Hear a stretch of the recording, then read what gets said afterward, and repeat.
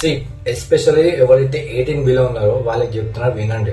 ఒకవేళ నీకు ఫిట్నెస్ మీద ఇంట్రెస్ట్ ఉంది, వర్కౌట్ చేయడం అనేది చాలా వరకు ఇంట్రెస్ట్ ఉన్నా కూడా ఏంటంటే నీ ఏజ్ తక్కువ ఉండడం వల్ల మీ ఫ్రెండ్ సర్కిల్ అయినా సరే, మీ ఫ్యామిలీలో అయినా సరే నేను ఎవడో అక్కడ ఆపేటోడు ఉంటాడు.